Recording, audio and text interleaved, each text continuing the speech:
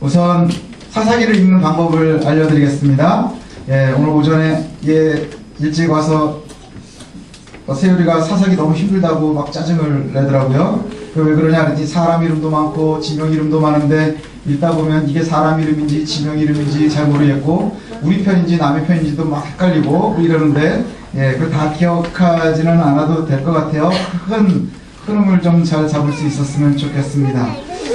이 사사시대를 보면 우리가 한마디로 이야기하면 왕이 없어서 자기의 소견대로 행한 시대다 이렇게 이야기를 합니다.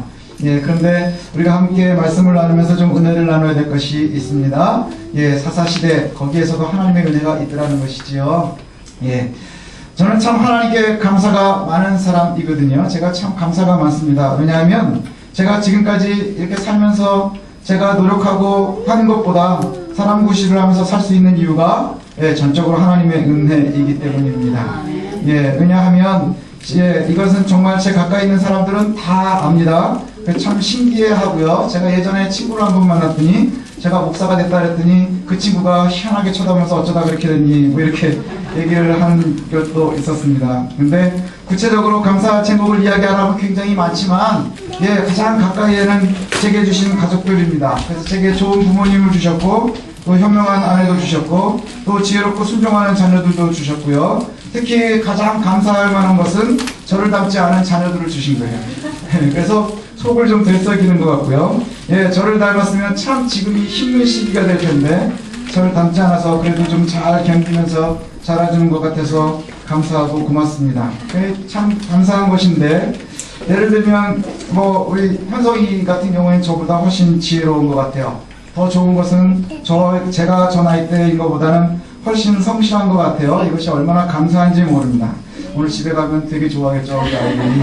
그래서 성실하지 못했었던 이 아비가 갔었던 지혜롭지 못했던 길 이것을 갖다가 가지 않아서 너무너무 좋은데 그런데 공통점이 하나가 있습니다. 불안하죠. 공통점이 하나 있는데 공통점이 뭐냐 하면 시험이 끝나면 감을 잡는다는 거예요. 이게 이거였구나 하는 거를 시험이 끝나고 안다는 것이지요. 저도 시험이 끝나야 감을 잡기도 했거든요. 근데 문제는 시험이 끝나면 감을 잡는데 저는 시험이 끝나면 감을 잡는 것도 있고 끝나도 감이 안 잡히는 게 있었거든요. 근데 시험이 끝나고 늦게라도 감을 잡지만 가만히 보면 그냥 곧잘 하고 잘 따라가는 것 같아요. 그래서 왜 그럴까 그랬더니 성실함에 있는 거예요. 저는 성실하지가 못했거든요. 성실함에 있는 거예요. 오늘 아주 팔불출이지만 저녁 때 저희 가정은 되게 행복하겠죠.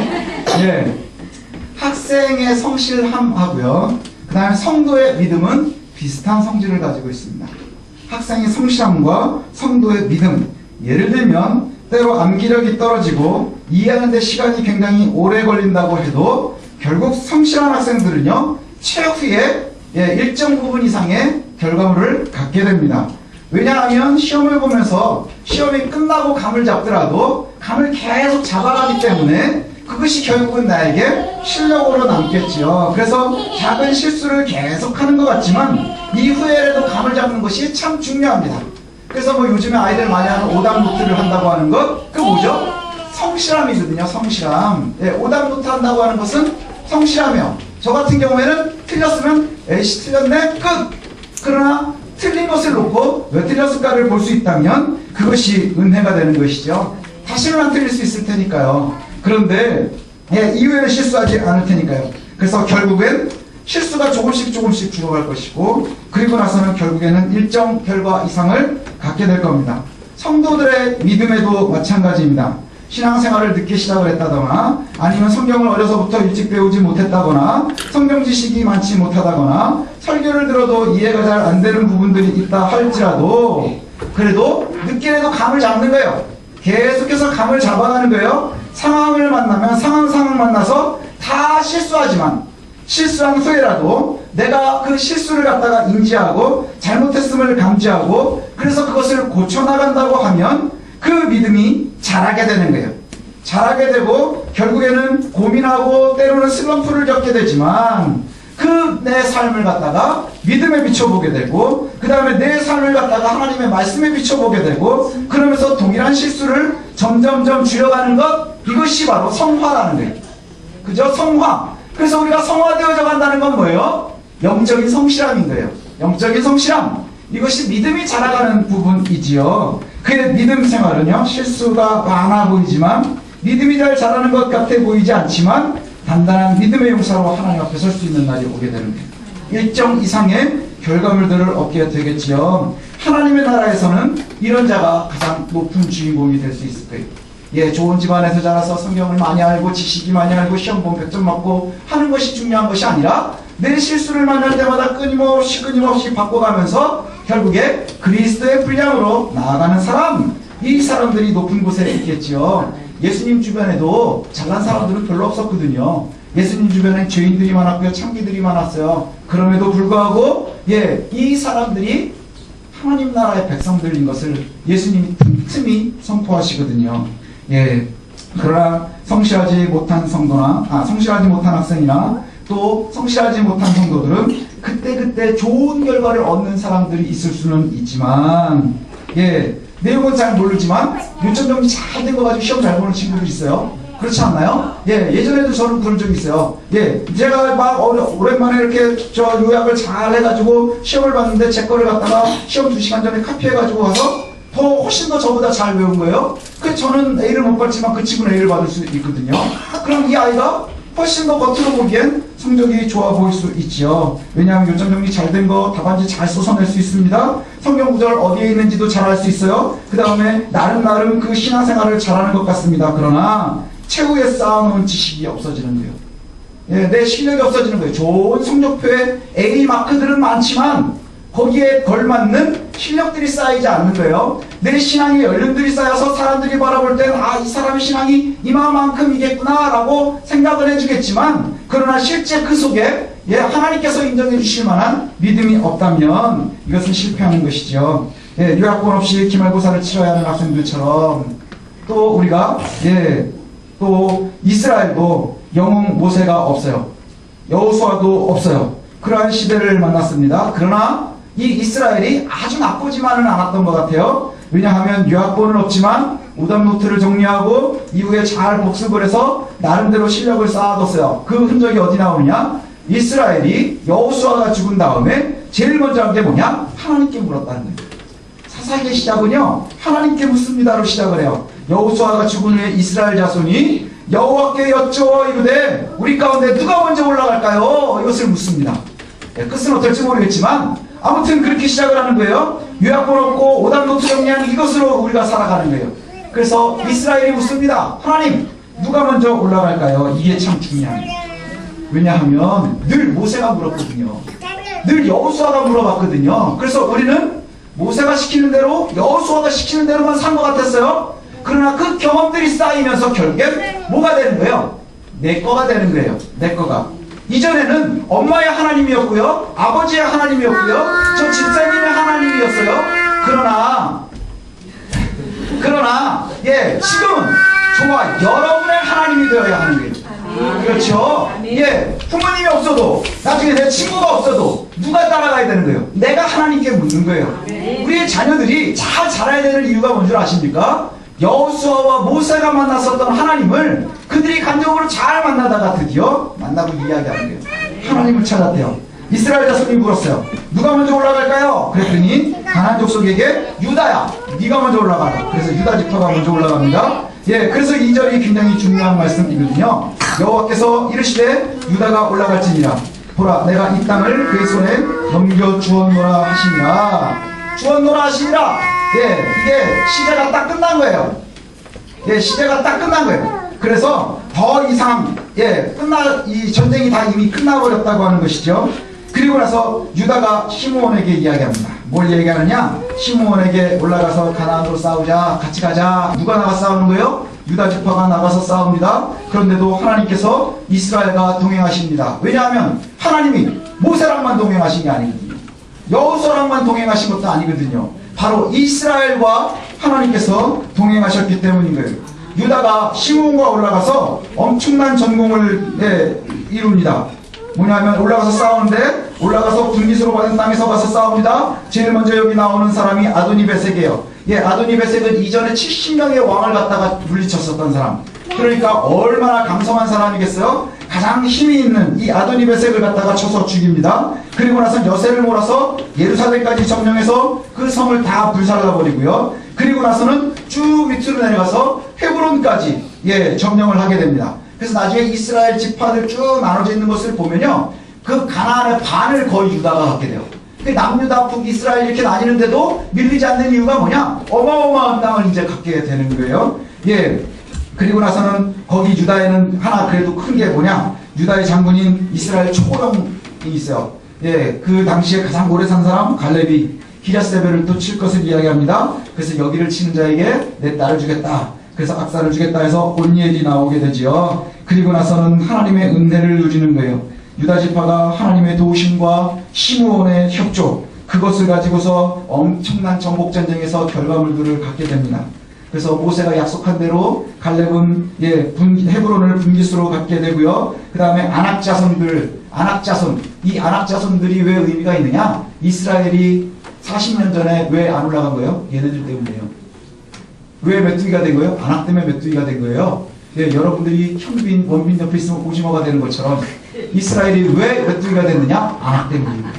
그 안악 때문에 그와 같이 됐는데 거기를 드디어 정복을 하기 시작을 했습니다. 나중에 시므온도 올라가거든요. 시므온도 유다의 도움을 받아서 스밧에 거주하는 가나안을 진멸했어요. 그리고 나서 그 이름이 나중에 호르마라 이렇게 되는데, 호르마의 뜻이 뭐냐? 봉헌한다 이런 뜻이에요. 여기에서 중요한 의미가 있는데, 여기 시므온이 갖게 되는데 여기가 뭐냐? 호르마를 갖게 된 것이 중요한 이유가 뭐냐? 40년 전에 정탐을 하고 나서 하나님께서 올라가라 할 때 올라가기 싫어했었잖아요, 사람들이. 그때 하나님께서 분노하셔서 너희가 40년 동안 유리할 것이라 이렇게 했더니 이스라엘이 너무너무 놀래가지고 그럼 우리가 올라가겠습니다 그랬더니 모세와 하나님이 올라가지 마라 그러는데 끝까지 우기고 올라갔다가 뒤집다 얻어맞은 데가 바로 호르마예요. 거기를 갖다가 시므온이 드디어 정복을 했습니다. 그리고 그것을 다 진멸했다 이렇게 얘기를 해요. 또 뒤에 나오는 요셉의 가문들도 나옵니다. 요셉의 가문이 베델을 정복을 합니다. 요셉의 가문이 베델을 정복하는데, 베델을 정복할 때에는 더 재미있는 이야기가 나요. 정탐꾼을 보냈는데 그 정탐꾼에서 나오는 사람이 하나 있어서 야, 너희들이 어디로 들어가면 우리가 이길 수 있는지를 좀 알려달라. 그랬더니 그 사람이 손가락으로 가르쳐주면서 저리로 들어가라 알려줬다는 거예요. 그래서 그 사람에게 은혜를 베풀었고 베델을 정복하게 되었습니다. 이 이야기를 딱 들으면 우리가 마치 여리고를 정복할 때의 느낌이 있지 않나요? 여리고로 왔을 때에 누가 있었나요? 기생 라합이 있었어요. 기생 라합이 정탐꾼들을 살려주었고 그것이 하나님의 함께 하심의 모습이었어요. 여호수아도 없고 모세도 없지만 하나님이 역사하시는 모습이요 비슷비슷해요. 하나님의 역사하심이요 우리에게도 동일하게 있다는 거예요. 가나안에 들어가면서 여리고를 정복하게 하신 하나님, 여호수아에게 여리고를 정복하게 하신 하나님이요 에브라임이 베델을 정복하게 하셨어요. 어떻게요? 동일한 방법으로 마치 모세에게 하나님께서 홍해를 건너시게 하신 것을 갖다가 여호수아를 통해서 요단강을 건너게 한 것처럼 그와 같이 하나님이 늘 동일하게 역사하신다고 하는 거예요. 유다가 그렇게 승리했고 시므온이 그렇게 성공했고 그 다음에 에브라임 지파가 그렇게 성공을 했어요. 끊임없이 성공의 이야기들이 나와요. 그러면 우리가 다 성공하면 좋겠는데 모두 승리의 소식만 전해지지가 않아요. 신통치 않은 이야기들도 많이 나옵니다. 유다가 제일 먼저 많은 땅을 정복을 했지만 그런데 그 땅이 굉장히 넓어져요. 나중에는 시므온이 정복한 이후에도 헤브론 밑으로도 계속 정복을 해 나갑니다. 그러다가 가사 지역을 갖다가 정복을 하러 들어갔는데 가사 지역을 정복하러 들어갔는데 거기에 뭐라고 나오느냐 하면 산골짜기는 취했는데 산은 취했는데 산지는 취했는데 골짜기를 취하지 못했대요. 그러면서 19절이 이렇게 나와요. 여호와께서 유다와 함께 계셨으므로 산지 주민을 쫓아냈으나 골짜기 주민은 철병거가 있으므로 쫓아내지 못했다. 그럼 골짜기를 칠 때는 하나님이 안 계셨나요? 그렇지 않아요. 가사 지역을 정복을 하는데 산지는 정복을 했는데 평지는 정복을 하지 못했어요. 그런데 여기서 원인을 이야기하는데 산지를 정복할 땐 여호와께서 함께 하셨기 때문에 가능한 거예요. 그러면 언제는 자기네 실력으로 싸워서 이긴 적 있나요? 아니요. 하나님이 함께 하시는 거예요. 그런데 평지를 정복할 때 뭐가 보인 거예요? 여호와가 우리와 함께 하심이 보인 게 아니라 우리 앞에 있는 철병거가 보인 거예요. 철마차가 먼저 보인 거예요. 그러니 정복할 수 없는 거예요. 왜요? 거기에는 하나님이 안 계실 것 같은 거예요. 이게 아주 가난적인 생각이에요. 이게 아주 이방적인 생각이에요. 이방의 백성들은요, 각 지역마다 하나님들의 장리가 있었어요. 그래서 가나안이 여호와의 자리라고 한다 그러면 그럼 저쪽 바벨로니아는 말뚝이 이제 다스리는 거. 그런가요? 아니요. 하나님은 산지도 다스리고 평지도 다스리세요. 가나안도 다스리시지만 그 모든 세상을 다스리고 그곳을 갖다가 이끄시는 분이 하나님이시라는 거예요. 그런데 우리의 시간이 보일 때도 있고 안 보일 때도 있다는 거예요. 그래서 하나님이 보일 때는 이기지만 그렇지 않고 천녀가 보이면 지는 거예요. 이전에 전쟁을 할 때도 그랬죠. 모세가 싸우는데 누가 이기는 거예요? 이스라엘이 막 싸워서 이겨요? 왜요? 손을 들고 있으니까. 모세가 손을 들고 있으면 이기는 거예요. 왜 이게 하나님이 나와 함께 하심을 인정하고 있는 거예요. 그래서 손이 아파서 내리면 지더라는 거예요. 그게 그 전쟁이 하나님께 매여 있음을 보여주시는 거예요. 예, 그래서 유다가 거기를 결국은 다 정복하지 못했어요. 이게 얼마나 오랫동안 큰 쓴뿌리가 되는 줄 아세요? 이 가사의 출신이 누구냐? 거인 골리앗이요. 그죠? 가사 지역이 블레셋의 장소예요. 블레셋의 장소. 예. 또 뒤에 보면 베냐민도 예루살렘에 거주하는 여부수 사람들을 다 쫓아내지 못하고 함께 거주했대요. 또 므낫세도 정복주 주민들을 쫓아내지 못했대요. 가나안 족속들이요 아주 작정을 하고 안 나갔대요. 작정을 하고 안 나갔대요. 그럼 나가게 할 방법이 있나요? 아니요. 작정을 하고 있어도 우리는 변할 게 없는 거예요. 왜요? 하나님의 명령은 진멸하는 거니까. 진멸하는 거니까 내쫓아서 아예 없애버리든지 아니면 죽이든지 그래서 없애버려야 하는 거예요. 그런데 작정을 하고 덤비니까 여러분 한번 생각을 해보세요. 그 가끔 영화 같은 데 나오는 얘기 중에 하나가 뭐냐? 세상에서 제일 무서운 사람이 뭔지 아세요? 더 이상 잃을 게 없는 사람이에요. 더 이상 잃을 게 없는 사람. 지켜야 될 게 많은 사람들은요 약점이 많은 거예요. 그죠? 지켜야 될 게 많은 사람들은 약점이 많은 거예요. 아이들은 너무 사랑하나요? 아이들이 과도하게 너무 사랑하면 그게 우리에게 약점이 되는 거예요. 그죠? 돈을 정말 사랑하세요? 그럼 돈이 우리에게 가장 큰 약점이 될 거예요. 명예를 사랑하세요? 그럼 명예가 우리에게 가장 큰 약점이 될 거예요. 그래서 사탄은 돈을 사랑하는 사람에겐 돈으로 공격할 거고요. 자녀를 사랑하는 자에겐 자녀로 공격할 것이고요. 그 모든 것이 바로 우리에게 약점으로 통하는 거예요. 그러나 하나님을 가장 사랑해야 우리가 약점이 없어지는 것이죠. 그렇게 되는 거예요. 그런데 여기에 보니까 아주 죽기로 작정을 하고 덤빈대요. 왜요? 이 사람들은 더 이상 잃을 게 없으니까. 그래서 결국은 쫓아내지 못했대요. 뒤에 보면 에브라임, 스불론, 아셀도 쫓아내지 못하고요. 납달리도 그랬고 심지어 단지파는요 아모리 족속한테 몰려가지고 산으로 꼭대기에 올려가고 내려오지도 못하고 막 그러고 살고 있었대요. 그러다 나중에 공통적인 게 뭔지 아세요? 힘이 생겼는데 그래서 나중에는 힘이 생겼는데 쫓아내지 못해서 쫓아내지 못하는 게 아니라 나중에 뭘 해요? 노역을 시켰대요. 우리 아이들이 보는 쉬운 성경에는 노예를 삼았다 이렇게 얘기해요. 노예를 삼았다. 참 비슷한 것이 뭐냐면요. 기브온이 그랬어요.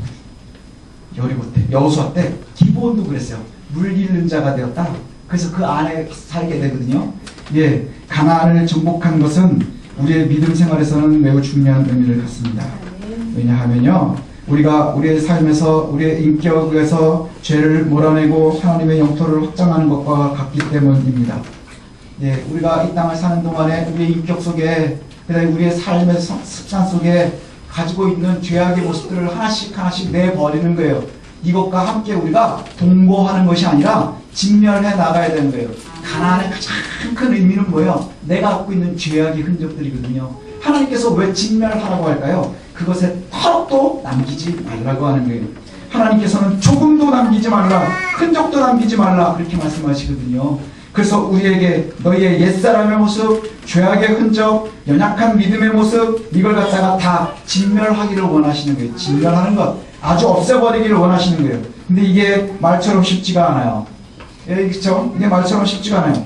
유다가 땅을 점령하고 시므온이 호르몬을 점령하고 그 다음에 요셉의 아들들이 베델을 점령하고 멋지게 신앙생활을 하는 것 같은데 항상 그렇지 못한 것, 이것이 우리에게 큰 어려움이 되지요.